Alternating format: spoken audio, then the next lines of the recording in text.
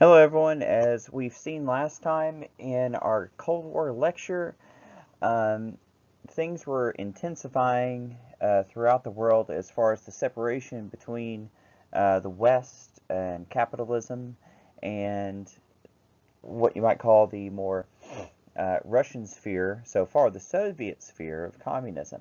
This is lecture 3 in our Cold War series, and we're going to begin and see how this separation in the world between the dichotomous views of one side and another during the Cold War developed even further throughout other regions as well. So, the birth of modern Israel. During this period, Trump also supported the creation of a new Jewish state as a potential ally in the Cold War. So, if you recall, in World War II, we saw that Jewish people were highly persecuted. Anti-Semitism, that is, the hatred of Jewish people in particular, though the phrase can also be used to show bias against people of Arabic languages as well, is something that's been very extensive and deeply rooted throughout much of Europe. And that was, of course, just seen as a very accentuated, hyperinflated sense of anti-Semitism with the Nazi movement, and of course with the Holocaust and those tragedies. Though the movement to create modern Israel largely started in Britain earlier, around 1945, Truman asked that 100,000 displaced Jews be allowed to migrate back to the ancient Ottoman area of Palestine.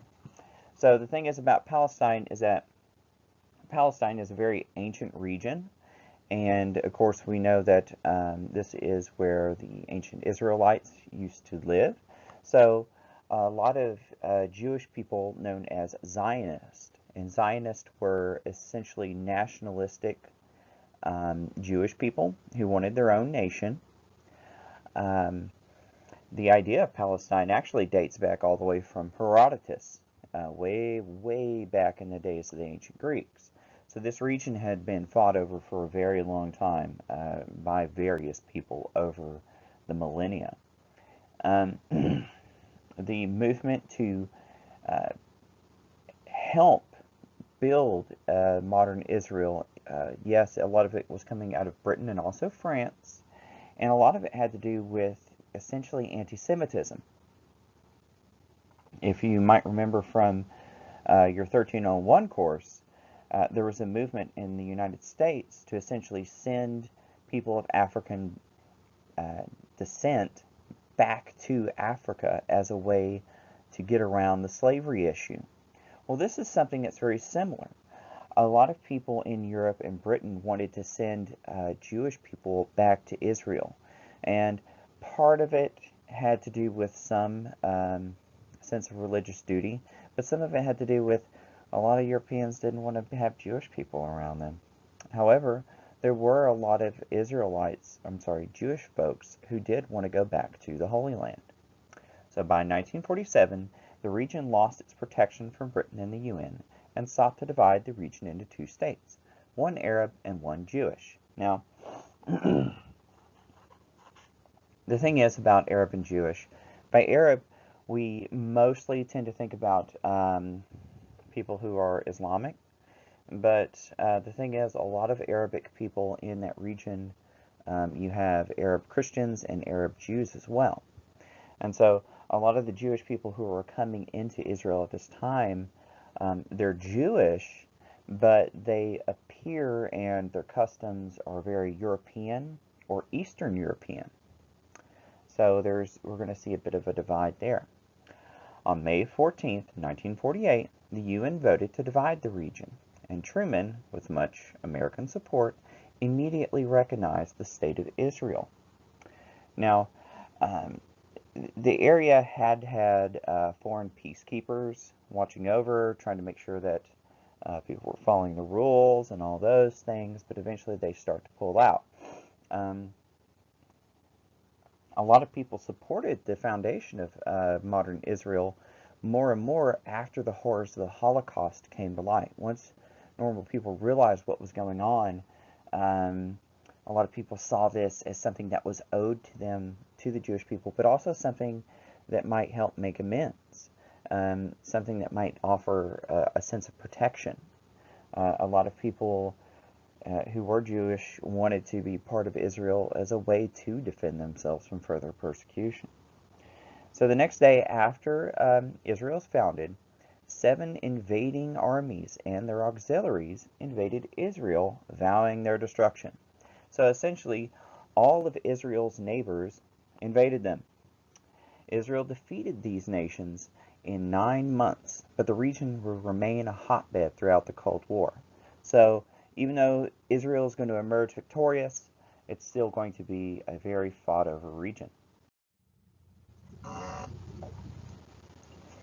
right, so that has to do with, of course, what we refer to as the Middle East. And now we'll turn back to China. So here we see on the left, we see the nationalist leader of China, and on the right, we see the communist leader. All right, so events in Asia. Japan's government was reshaped into a modern democratic system while under American occupation. Of course, you have to remember that Japan, before and even during the war, had many Western elements tied into it that integrated very well into Japanese culture. They had a very extensive education system. The sciences, technology, government were all already in place. So this was a very easy transition for these folks. In China and Korea, communist revolutionary forces were making headway. So we see that the Marxist principles are being filtered in, but they're going to be filtered in a different way than in Russia. Though communism as it was originally laid out was not supposed to follow onto violent revolution. It was supposed to be seen as kind of like a natural, historic, predetermined progression into communism. Lenin, as we saw in Russia, believed that it needed to be sped up through a violent revolution. We're going to see that in China and in Korea, it's going to be the same ideology, that you're going to need military forces in order to institutionalize communism. During World War II, the nationalist Chinese government, led by Jiang Zemin, had begrudgingly aided Mao Zedong and his communist forces in their fight against Japanese occupation. So both the nationalist and the communist are going to join forces in order to fight Japanese occupation. The Japanese occupation was brutal, full of horrible, horrible war crimes against the Chinese people. So this was seen as a very immediate existential threat that had to be dealt with. However, once the war was over, things wouldn't last. In 1946, the truce between these two parties collapsed and civil war broke out in China. And this, like all civil wars, this was an extremely brutal war. But the nationalists are going to gradually lose ground and be pushed out of their own country. That the U.S. supported the nationalist government morally, Truman believed that aiding them financially or militarily would have been a waste of American resources. By 1949, the nationalist army fell apart, and what remained of the nationalist government fled to Taiwan. And it's one of the reasons why we have such animosity between China and Taiwan today. China says that Taiwan is part of their country. Taiwan says, nope, we are independent, and we don't want anything to do with that communist stuff.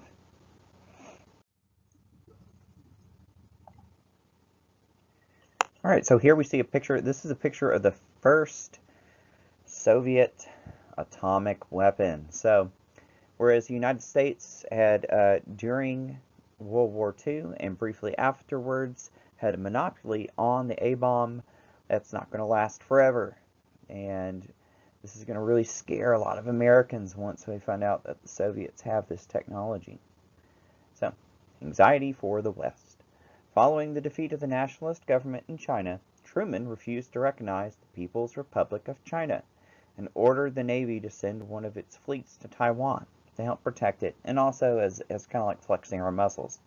A lot of Americans were very upset that things had gone that far in China. Meanwhile, in 1949, the Soviets successfully detonated their first atomic bomb. In response, the next year, Truman increased the military budget by $12.3 billion, including the cost to develop the hydrogen bomb. So the military budget is going to expand greatly, but also they're going to get the green light, and much of this financing is going to go towards making a more powerful atomic weapon, the hydrogen bomb. Tensions in occupied territories during post-World War II began to intensify as time went on. So we're going to see that espionage and also things that have to do with policies of friendliness are going to start deteriorating rather rapidly. At the war's end, that's World War II, the Soviets occupied the northern part of the Korean Peninsula, which is a country, as you may well know, on the southeast corner of mainland China. And it is also across the water from Japan. So, both the Soviets and the Americans, after the country, I'm sorry, I skipped a part. At the war's end, the Soviets occupied the northern part of the Korean Peninsula above the 38th parallel. So that's a line of demarcation that goes from east to west, while the Americans stayed in the south. So both the Soviets and the Americans left from this occupation, which was a peacekeeping occupation, after the country was divided in two, with Kim Il-sung, their communist leader in the north, and the Syngman Rhee, more democratic government, leading the south. And here we see on this map, just above that little red box that says Seoul, we have the 38th parallel. So that's that line of demarcation I was telling you about.